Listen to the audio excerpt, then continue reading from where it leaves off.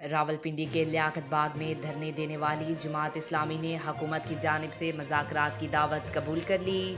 जमात इस्लामी का महंगाई और बिजली के बिलों में भारी टैक्सों के खिलाफ रावलपिंडी के लियाकत बाग में धरना दूसरे रोज़ भी जारी रहा।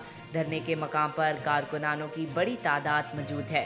हफ्ते को हुकूमती मुज़ाकराती कमेटी ने जमात इस्लामी को मुज़ाकरात की दावत दी, जिसे जमात इस्लामी ने कबूल कर ली।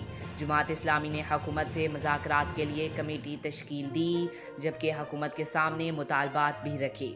हुकूमत और जमात इस्लामी के दरमियान मुज़ाकरात का पहला दौर आज होगा। अमीर जमात इस्लामी हाफिज़ नईमुर्रहमान और लियाकत बलोच ने मुज़ाकराती कमेटी का खैर मुकद्दम किया। हुकूमती मुज़ाकराती टीम जमात इस्लामी के रहनुमाओं से मुलाकात के बाद धरने से वापस रवाना हो गई। हुकूमती मुज़ाकराती कमेटी ने जमात इस्लामी के रहनुमाओं को कमेटी से आगाह कर दिया। आज तक के लिए इतना ही। मज़ीद ऐसी मालूमाती वीडियो देखने के लिए चैनल को सब्सक्राइब करें।